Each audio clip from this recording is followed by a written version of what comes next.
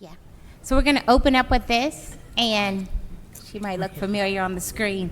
How many and how much, like the parenting meetings. I feel like all this is great because people don't know what you feel like on the inside, and like to go into this and feel like you don't have a support team or you don't have the type of resources that you need. Like I feel like all of that was available to me. Darneshia Bell even offered to babysit my children for me. Like, that helped me learn that there are people there for you, that there are people that will actually do for you when they see that you're doing better for yourself. And like, she didn't ask, well, what day is it, because I might be busy, or did she just offer to babysit my kids? And I thought that was great. It was kind of hard at first to learn the things that I needed to learn, but now that I've got to go through counseling and I've got to see my babies play, I've got to see my babies in school, I've got to, we have play dates now, we go places, we have family nights on Friday nights. Like, she brought my family that was broken together. Me and my mom had a horrible relationship, but now my kids go with my parents almost every other weekend. So, it's like, there's hope. At first you see people not understanding the situation and they just think, everybody wants to beat up on me, but it's not about that. It's about making yourself better. And if you work it, you'll be better. And I feel better. Like, I feel great. Amazing. All right.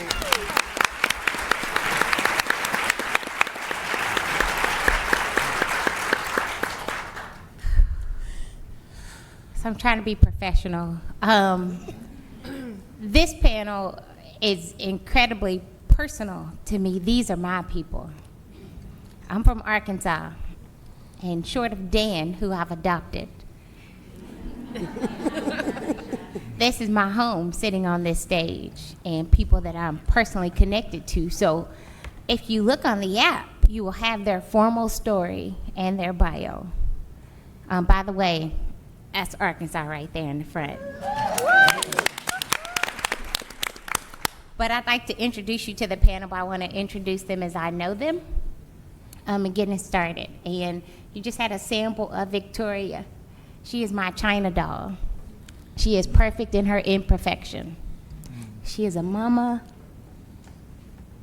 She is an inspiration. She has heart. She walked in the door not being perfect or even pretending to be perfect. And she taught all of us what it meant to pour into people and to not judge folks by the day you meet them. And what it meant to bridge a gap that had been broken for multiple generations and shift the entire atmosphere for her entire family. And that's Victoria.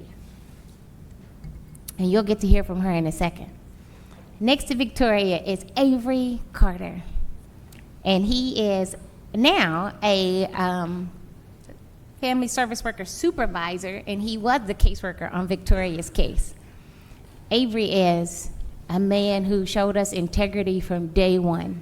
And you see people go into this work as social workers, and they do it for a reason, and they have heart and passion behind what they want to do, but they get exhausted and burned out and tired from the work. And Avery came in the door with integrity from day one. He meant to do his job, and he meant to do it on purpose. And he and Victoria will tell you as they share their story what that fun relationship was like. But they found each other, and we found ourselves together as a team. Avery is a father. He is a leader. He has heart and passion that has not shifted from day one, but the who that he is just bleeds through in his practice, and you'll hear that in his story. Next to Avery is Kim Eden. She is parent counsel. Kim taught me something that I thought I knew but didn't know until I listened to her in this work, and it was simply the word homework. If you're going to do this work, do your homework.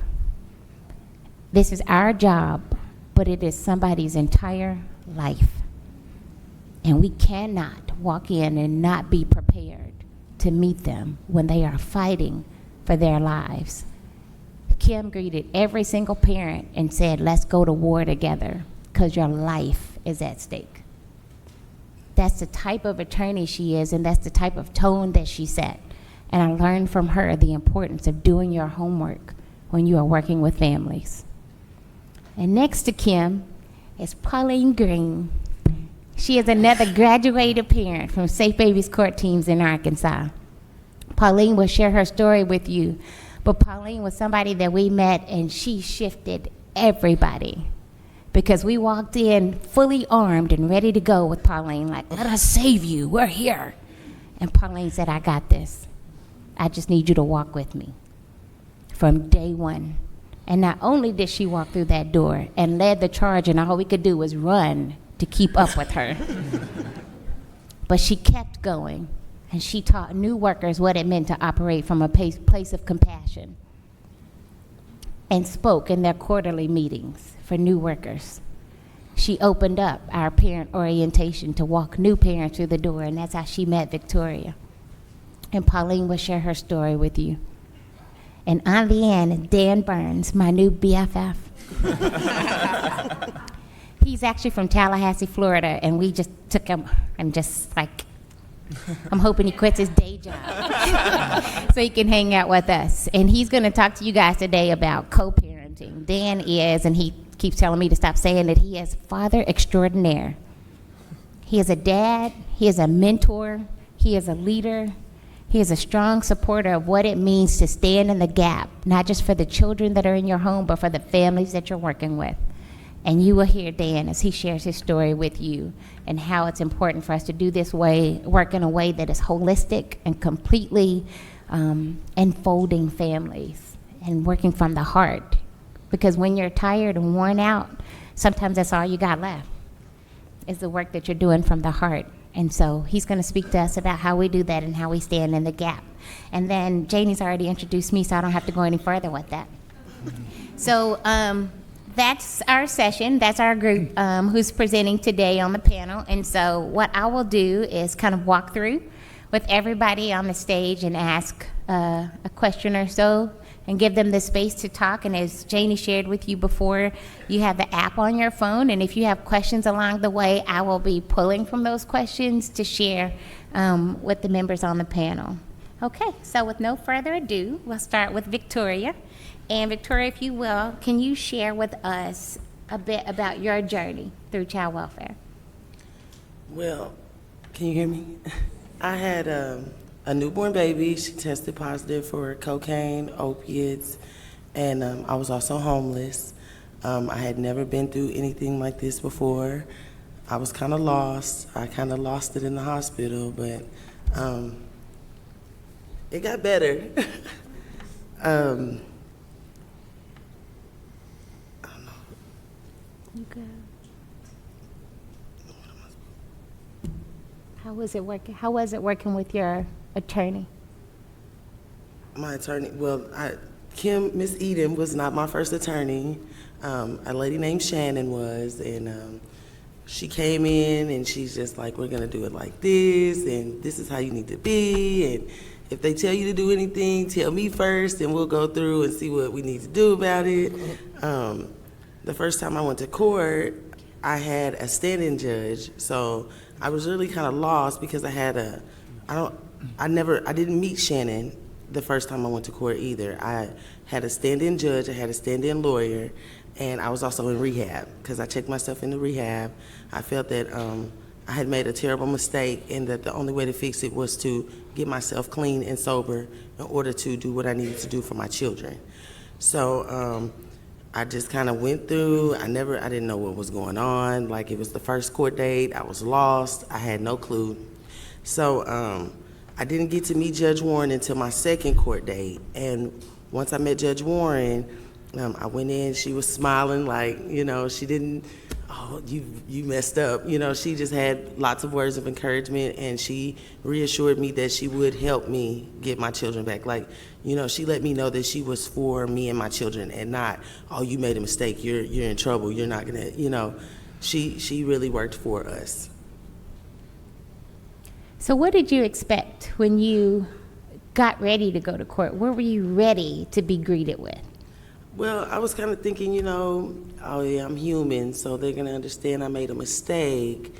But it was a little iffy. It wasn't like that. It was more so like, you gotta get your act together. The children's attorney they were more sore for the kids, so of course they assumed that I was gonna be like other people. You have to actually show them that you're gonna change. Like just going in there saying I'm gonna change is not gonna work for them. Like you're gonna have to actually show some change. DHS's attorney was more in DHS's favor, which, it wasn't a bad thing, but it wasn't, it was kind of mutual because DHS was, if I did what I was supposed to do, then they were behind me. My attorney was great. Miss Eden came and she just jumped in like she was there from the very beginning. Like she's like, I guess she did her homework on my case. So when I met her, it was like I knew her. So when you started going to your family team meetings and had that group of people around you, what was that like? The family team meetings were great. Miss Tiffany was on the board, and she's like, getting us pumped, eat your breakfast, let's get it, what we're gonna do. She's like, we gotta get this done. She's got this board made up, and it's got one side of things that need to be done, the other side is things that we've done already, and, she's just like, well, what do we need to do and how we need to do it? Like, they would throw ideas, and they never made me feel like any of my ideas or anything that I was trying to accomplish was impossible. Like they were trying to figure out ways to help me, how they could help me how they could help me. Darneshia was like, you need a job, well, we're gonna go and help you write this, and we're gonna submit this, and we're gonna do this. And Mr. Carter was like, well, girl, what do you need to do? You need to get on it, hurry up and do it. Mr. Carter, you had to be on time, you had to be, present, you had to be fully functioning, like, you had to come with it with him. Like, you couldn't just half step, you had to come with it. He was not, no. And it was crazy because I had begged Miss Bell for Mr. Carter. She's like, they say he's hard. I was like, you know what, I'm trying to get through this, I want to get done, I want to do this. Well, I thought I did at first. We kind of bumped heads. I felt like he was kind of mean, but now, I love him to death. He helped me get my children back a little early. I was supposed to get them back in March, but I ended up getting them back in January, thanks to his help,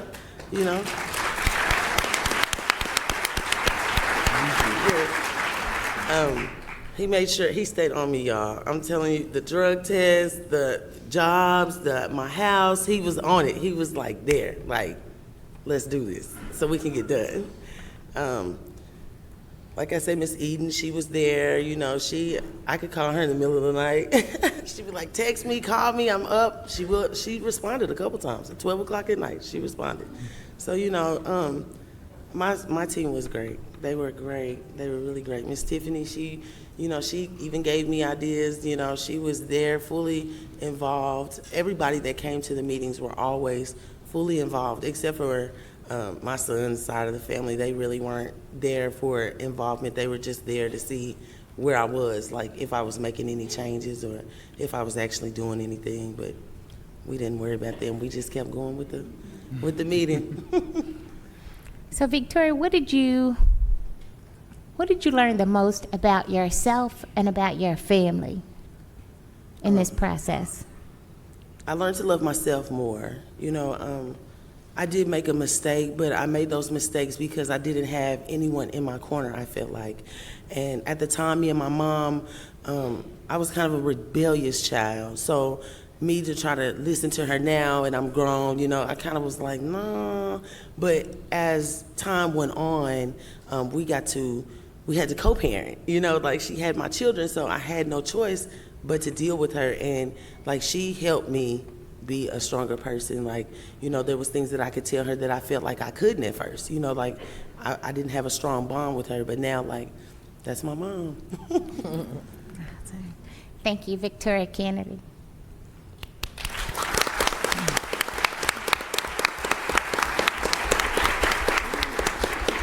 So Avery, I love Avery. Avery, when you are working with new families and moms like Victoria, and they first come in your path, what are some of the most important things to you that you hold in mind? Just hearing the family and getting more information from them, because they are the experts. And so if I go in thinking that I know everything, just tell them do this, this, and this, a lot of times they won't receive it. But if I go in and hear their side and what they actually feel like they need, they're more receptive to the ideals that I have. I talked to Judge Warren earlier and asked for permission to share the story. I was developing a case plan. It was in court. And it wasn't this case, but everything was done correctly, and Judge Warren even applauded me for my good efforts. And she got down to the part about the father. And she said, was the father at the staff? And I said, no, he wasn't. She said, well, I take it back. It wasn't a good case plan. And I was, but that taught me, if you don't have everyone's input, you don't have a successful plan. Because everybody's part of the team, you need everyone's input. And so going forward, that really helped me to work with families by definitely hearing what they have to say.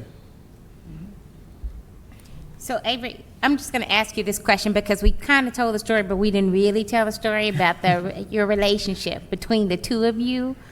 And we know that there's a lot of,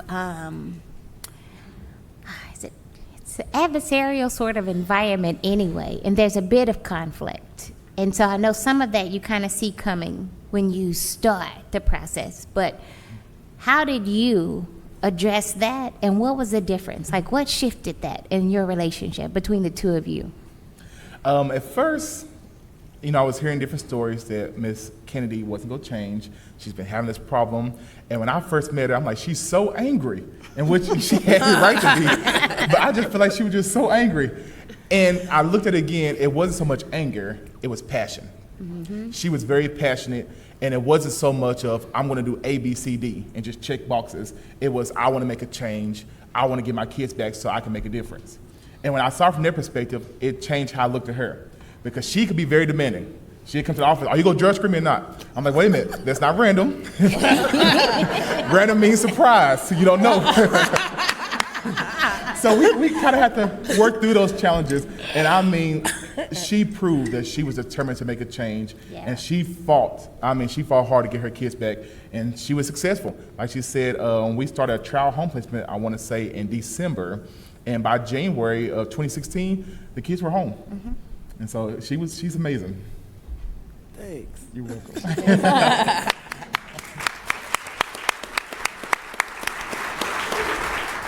So one more question for you, Avery. When you think back on before you started doing the work inside of Safe Babies, and then even beyond, were there things that shifted the way you thought about the work or the way you worked with families altogether?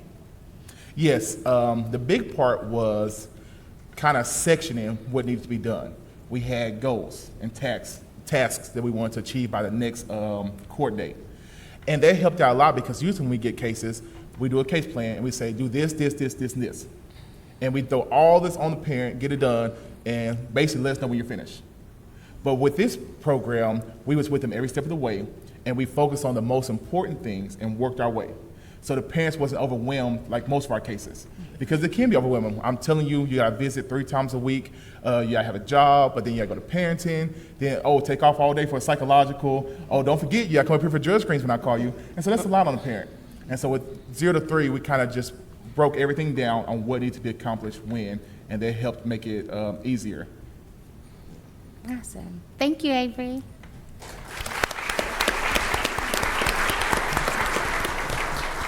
And moving into Kim. Kim, from an attorney perspective, when you are building a relationship with families and starting to work with them, what are the most important considerations for you? So I think the most important consideration for me as a part of a team that works and has worked together for 4 years in some capacity. I mean, we're a team and we're friends and we know each other, and it's a very important task for me to come in to an initial court hearing or to initial family team meeting and make sure that my client knows that I'm there for her, for him. I'm not DHS. I'm not ad litem. I am parent counsel, and my job is to protect your rights. I do not work for the system, and I think that builds trust once you establish that. And so to do that, it might be something small, by saying, oh, we don't need a psych eval, what are you asking that for? And to just advocate in some small way, and maybe be a bit of a pain in the neck to everybody else in the team, but I mean, that establishes trust with the client. You know, and so like when I have a caseworker that I highly respect, and there's a lot of caseworkers that I really like and that do great work, and Avery's one of those. And but that doesn't mean we're all buddies all the time. You know, he may think things that I don't think are necessary, or vice versa. So that's a very important key in building trust, in my opinion. And so when you are thinking just kind of with your attorney hat on, and they talk about this work is collective impact and shared goals and shared thinking, how do you address that in the sense of still being able to advocate for your client while you're part of this collective work that's happening? How do you message that to your client, that whole shared vision that's maybe from the child's perspective and not the parent's perspective? So it's not all, it's collaborative, yes, but it's not all we all get along and everybody has the same opinions on how you get to the shared goal. And so the shared goal hopefully is reunification, and we all want to get there. And so in that we're all sharing, but you know, my perspective on how we should get there is not necessarily the attorney ad litem's perspective on how we get there, nor is it the caseworkers or so on and so forth. And fortunately, that's why we have a judge with buy-in to the program. But we come to family team meetings, we collaborate, we talk about the pros and cons of whatever is being offered, and then if we can't reach an agreement, that's okay. Yeah. You know, we all know where we are on the same page, and I can say, well, I know you're wanting to change the goal, but I don't think we're there yet, and so I'm going to advocate for that. And so in thinking about this work, because you were doing great work before you were doing Safe Babies court teams, how has your thinking or your practice shifted? So I don't just practice in Judge Warren's courtroom. I've been in other courtrooms over the state, and I try to bring the same passion. It's difficult sometimes because I think the one thing that you really need is a judge that buys into the collaborative process and the not just checking boxes of it all, mm-hmm. and trust the process. But this is the great work that I'm passionate about. I like private practice, but this is where I need to be. So. Thanks, Kim. Kim Eden.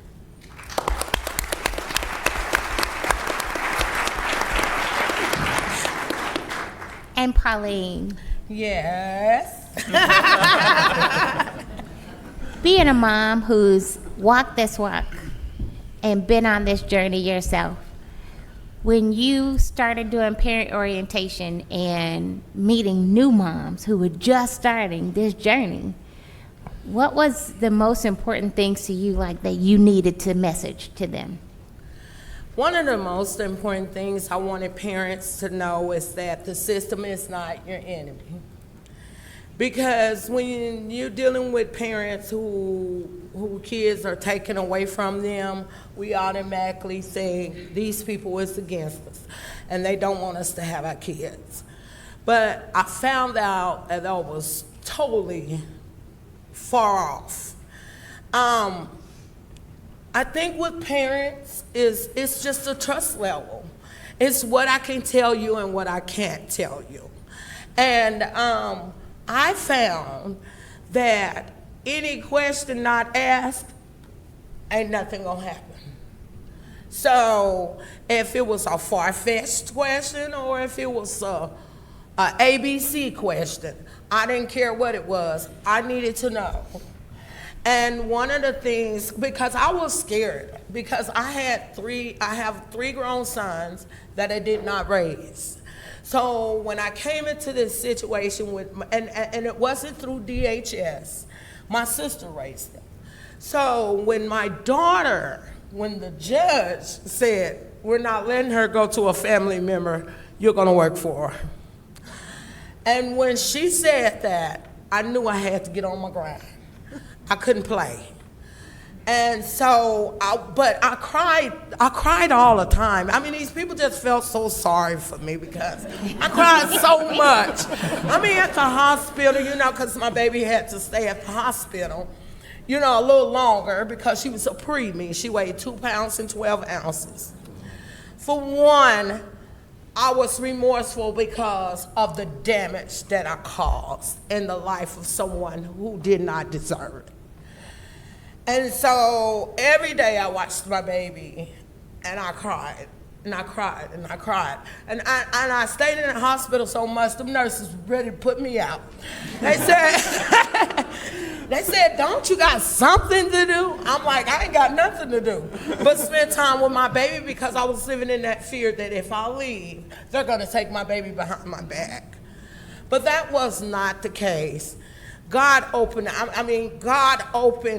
up a team that I had no clue that I would have.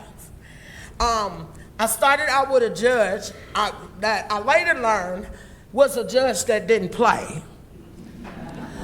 But that judge was so good to me. She was so good to me. And I thank God for her, because she encouraged me when I went before her. She encouraged me.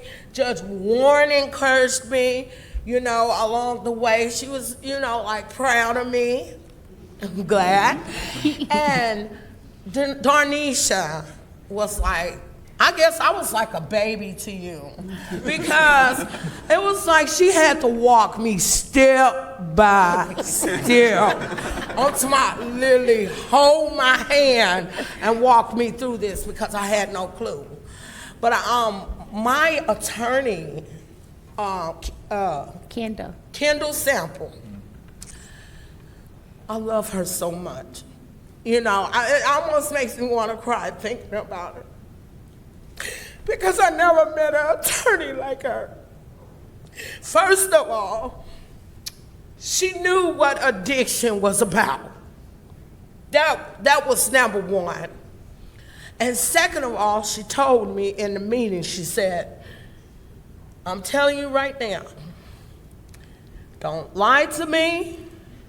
If you mess up, you tell me. You let me be the first one you tell. She said, because I can't go before the judge if we find out something later, and I cannot help you. But that lady, she talked me through it. She gave me pointers. She gave me ideas. Darneshia, talked to me. Everybody that was on my team walked me through this. So I want to say to parents, don't be afraid. Don't be afraid. Don't be afraid, even if you do get in trouble. Just take that chance and say, hey, I need help with this. I can't get here. I can't do this. I can't, and then they're we're gonna think of a plan. We're gonna get you a ride in place. And for the time that my daughter was in DHS custody, I rode the bus, rain, sleet, and snow. And then the bus only go downtown, so I had to walk the rest of the way to the office. But I'm telling you, this was a walk that I did not understand. And it turned out everything just started falling in place, because I had a caseworker that was good. Now, she was kind of scared to ask the judge certain things. And I was like, how could you be scared? I need you. She was like, well, Miss Green, I just never asked her that. I said, step out on faith, ask her. And I said, okay. I said, Shayna, guess what? we're going to ask Kendall. And if Kendall can get it through, we good. You know? So, but I had an awesome team. Now, I can't say I had any relapses during the process of getting my baby because I was scared to do anything. Honey, I was scared to walk out the door without permission. You know, I mean, that's how serious I was about this and how serious I was about getting my baby back because my baby needed me. And that's the least reasonable service that I could do for her is get her back. And me and my baby has been inseparable since. I've had her, and you know, the program, oh my God. I'll be in here all day.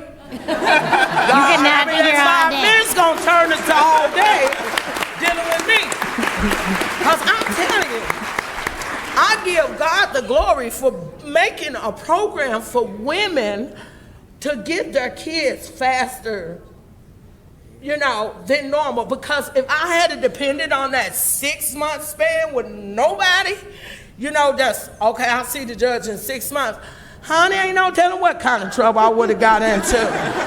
So I just, you know, I needed that support team in place because I was the type of addict that at the drop of a dime, I'll go use. When I made an excuse for every reason to go use. But I needed somebody that's on my tail, ain't gonna give me no room to use nothing. And that's what happened. That means if that was urine tests all the time, that helped me get some grounds to being clean. And ever since then, I'm still here, you know, and I'm grateful. I'm grateful. Now, I might have done took up all my time. I don't know. Yeah, you was all your time. I was like, I had 3 more questions for Pauline, but whatever. All right. You got another question for me? I'm going to ask you one more question, Okay, go and ahead. that's it. Okay. Ask me all you want. What's that? Pauline, from one mama to another, what is the difference in having a parent sitting at that table than just professionals at the table? What's different when somebody like you is connecting with the parent? The difference is because a lot of you probably ain't walked that walk. You ain't had your child taken from you because y'all learned to live responsible lives, you know, as adults. And I'm not saying that y'all perfect. I'm quite sure y'all made y'all mistakes and y'all've learned from them. It just me, a hard head. It takes a little bit more for me. But from one parent to another, only thing I can say is, honey, them kids need you more than life itself. And I never realized, and raising my daughter also helped me to see my errors in my other children's lives. And so even as adults, I still try to reach out to them. They're still my babies. You know, I got a 30-year-old, I got a 27-year-old, and I got a 25-year-old, and I got a 5-year-old. And I have a relationship with all my kids, by the grace of God.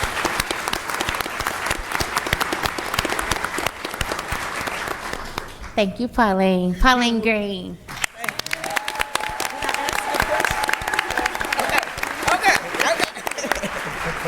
So, Dan. Hi there. Hey. I don't know how you follow that, guys. I know. I did warn them and was like, no acting up at the end of the table. You two down there, keep it together. Troublemakers. So, Dan, you sit in a very unique position because here we have 2 parents that brought children into the world, that brought children into this journey, that walked through the path to get them on the other end. Yet you are the parent that serves really in 2 capacities, maybe 3. I'm gonna say 3 capacities. One, just dad by birth, dad by love, living in the middle, and then dad by choice on the other end. What is that experience, that journey across all three of those facets like for you? Ooh, that is not a question that you I wrote know. down on our list. Y'all, I'm serious. I flew 1,200 miles, wrote an hour's worth of notes, and she gave me 5 to 7 minutes and then just asked a different question. So, It's Pauline's fault. She started and it popped in my head, and I was like, I gotta ask that. I'm not joking. I'm sweating over here now. And not just because I had to follow Pauline. You know, there are 3 people at this table, and maybe 3 people in this room, that live their case 100% of the time, right? Yeah. And when I would go to family team meetings, I would often try to remind our team, right, Lee?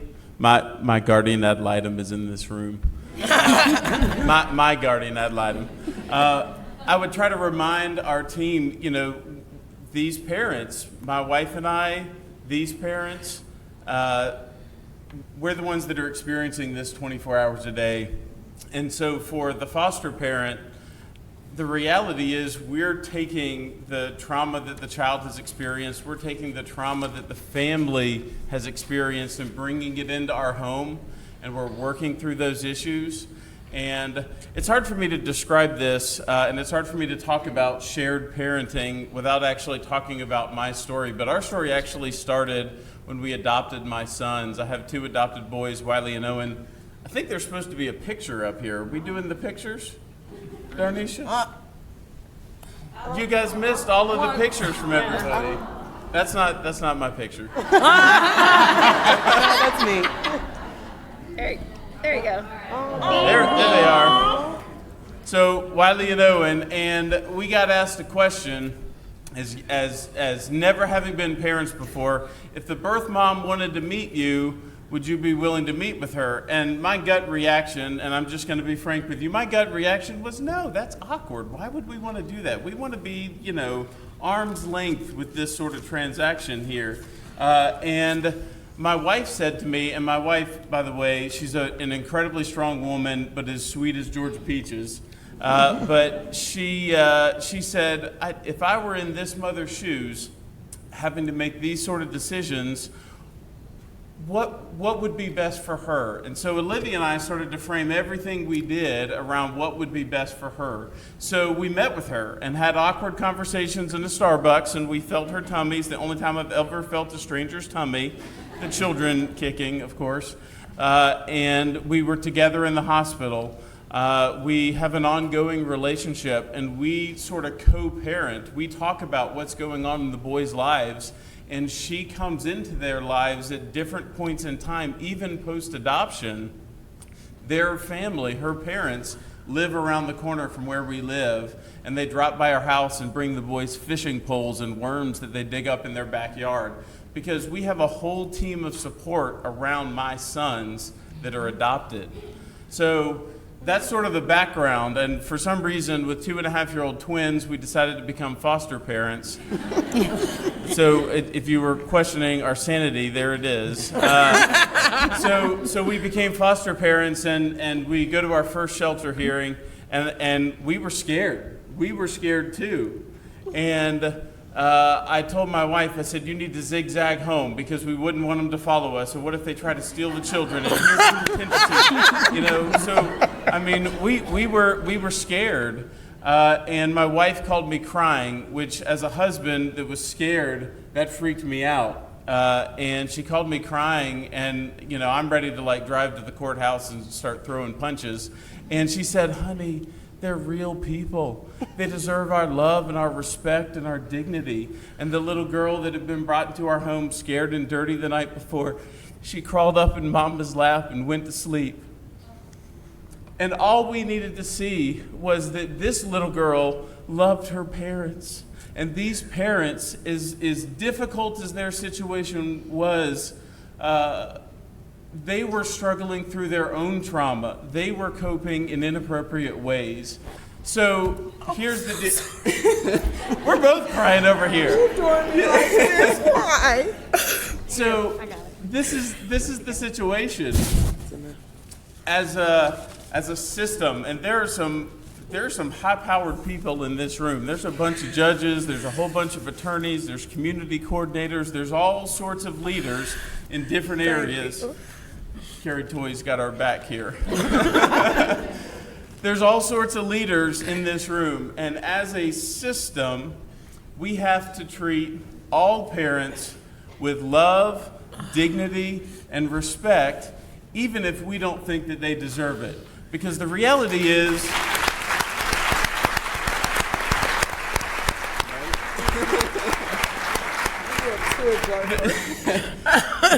the reality is they do deserve it because they love their children, they have sacrificed for their children, and even if they don't have another identity, they identify as mommy. They identify as daddy. So we're dealing with their primary connections in life.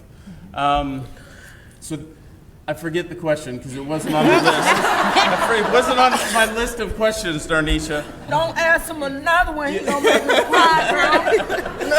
But one of the questions that was on the list was about the benefits of co-parenting. So we engage with co-parenting, and I have to tell you that it can't just be one foster parent that co-parents within a community, because it has to be all of the foster parents that co-parent in the community. So somebody has already asked me this morning, Desiree, right? Desiree asked me this morning, how do I create a community where we foster co-parenting, where we put this together? And so I'm going to tell you have to support foster families. You have to, if you support foster families, you will support their children. You have to teach co-parenting, because no foster parent, we're all scared when we get into it. And I'll tell you, there are foster parents with ACE scores of 0, and there are foster parents with ACE scores of 10, because they had one person in their life that loved them and gave them stability and cared for them in the midst of all of their trials. Yes. So we all come from different backgrounds as foster parents, but we have to support foster parents. And so locally, we have an 83% retention rate for foster parents because we're so well supported. All right.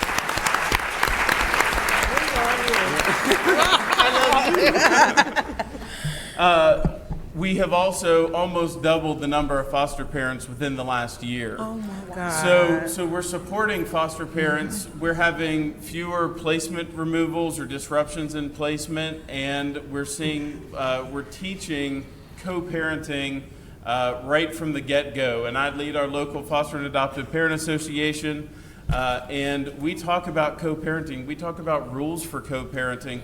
We talk about how to engage with parents and mentor parents, how to talk about nutritional issues, how to talk about hygiene. It can be awkward to talk with a parent about a hygiene issue for either themselves or for a child, but we're working on a relational level that is familiar to biological parent and foster parent together.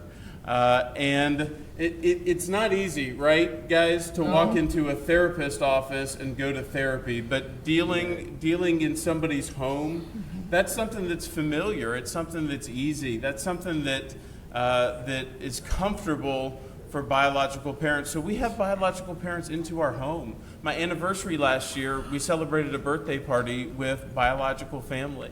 Guys, this is families relating to families. And so on the local level, we're teaching foster families that you can't just take care of a baby and then send them off, but that you're really fostering the entire family and looking at the family holistically, all together as a complete unit. Yes. Thanks, Dan. Did I that do have answer your another question.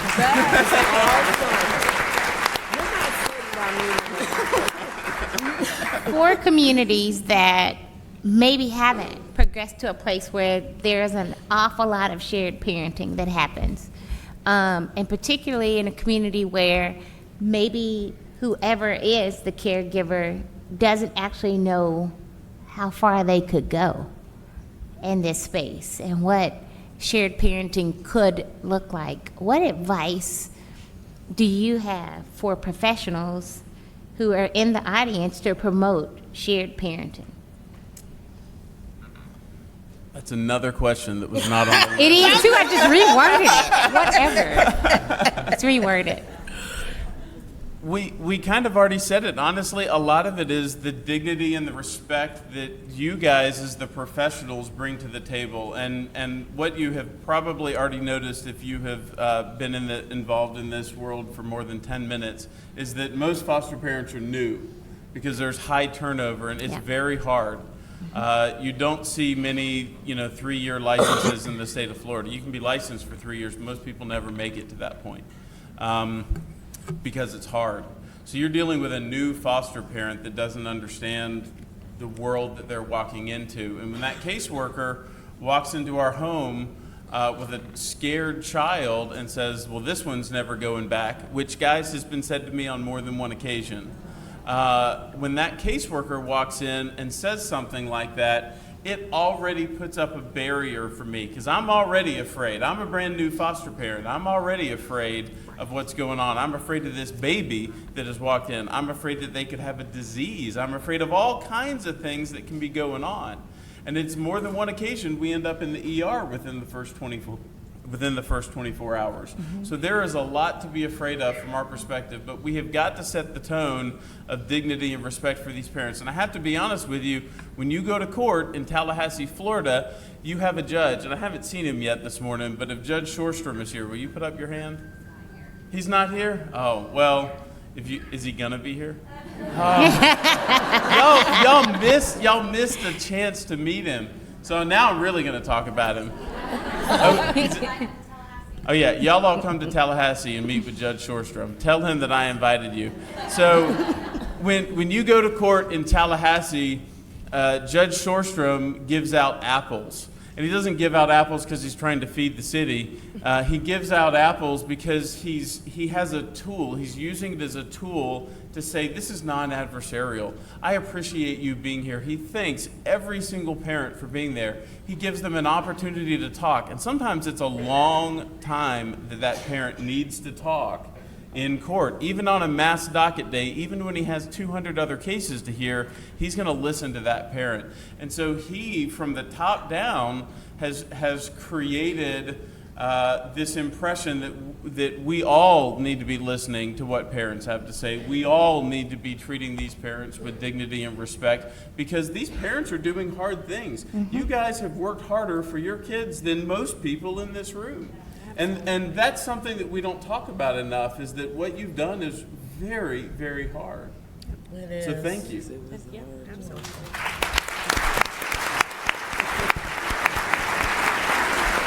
So we're going to quickly take a couple of questions that have come up across the screen from the audience. And there's a question for Avery.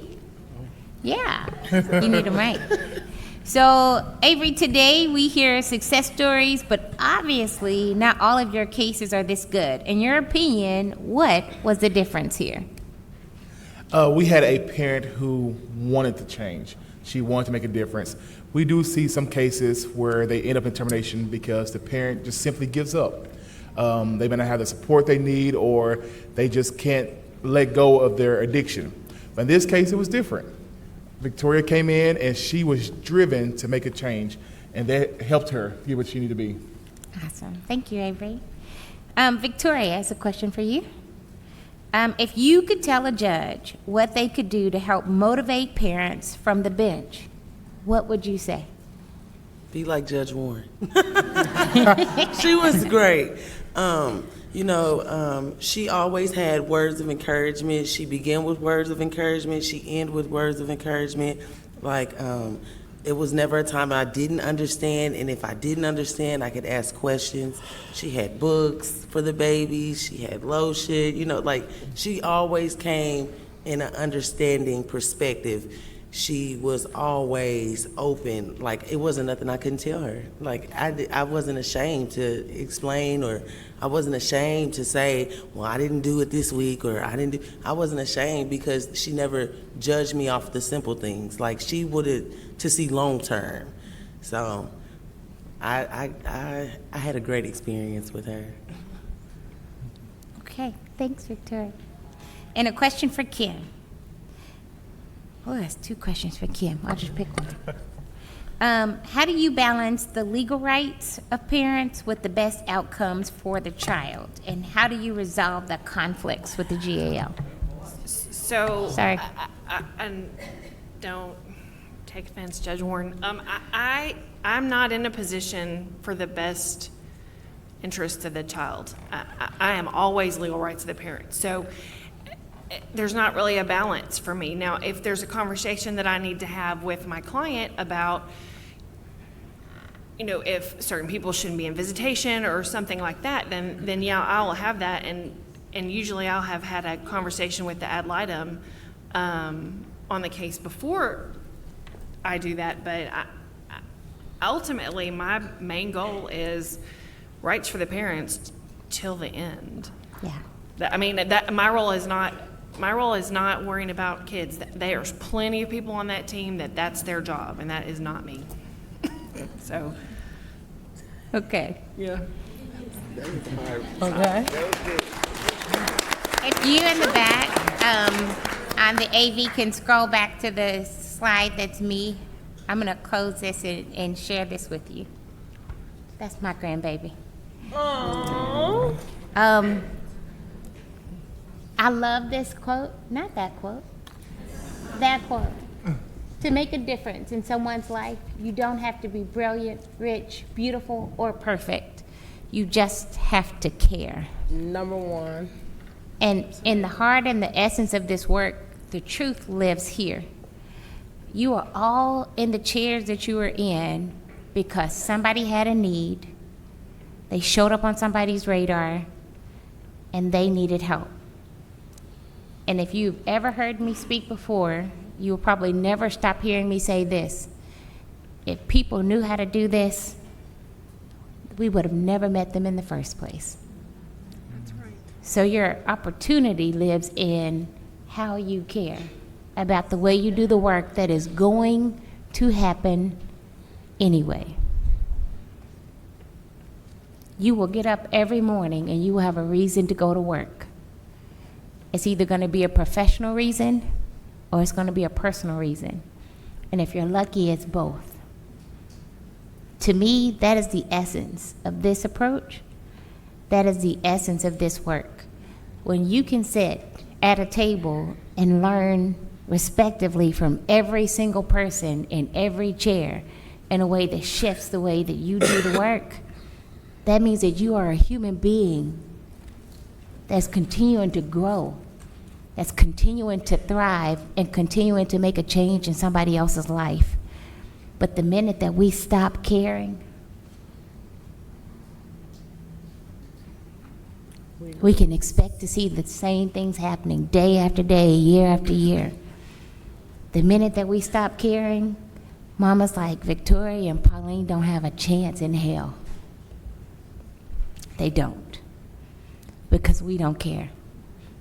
And that means that babies are out there and they continue to suffer and endure this cycle of life that they grow up in and think that this is the only way that things are ever going to happen. But the alternative to that is being the candle in somebody's darkness and not feeling like you're weighted down because they called on you on a dark day.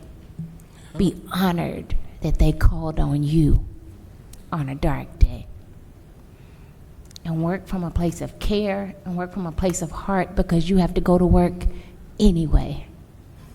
But it shifts how you do the work. And when you shift how you do the work, you get a mama who's literally been out of the system for 5 years strong, taking care of her kids who never ever have to know what that life looks like again, ever. And new babies that will never know that version of the mother that the other ones barely met. Or daddies, for that matter.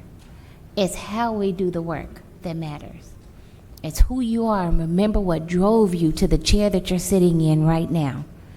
And when you're tired and you're frustrated, being able to look at your neighbor, at your team member, your counterpart, and say, I'm tired today. Yes. And have that person say, I've got your back, because I remembered why we walked through this door. Somebody is counting on me today. Somebody's life is going to change because I greeted them with a smile instead of a frown. Somebody's child is going to be greeted by a mama or a daddy with open arms instead of a frustrated and weighted down face because they didn't meet my face that way first.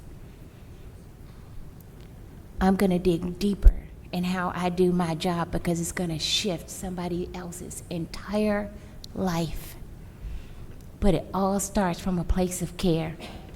It will not add a single penny to your paycheck, but it will deepen your heart on levels that you yet have discovered. So my challenge to you over the next 2.5 days that we're here, or have we already lived through one? I don't know. Is to renew your fire. Turn to somebody else and say, renew your fire. Remember when you walk away from this that I want to walk away with my pockets full. I'm not going to start my week like this. I'm going to start my week like this. Give me everything you've got, because I'm going to go home and shift the atmosphere in my community. And everybody in every single chair in this room has the capacity to do that. It is a choice. So my challenge to you is get ready, arm yourself. If you get too much information, jump up and down. I do it 10 times. It shakes it down just a little bit so you can bring some more and put it in here. And go home ready to shift the atmosphere. Change the world for the people in your community. It will change you. So thank you guys.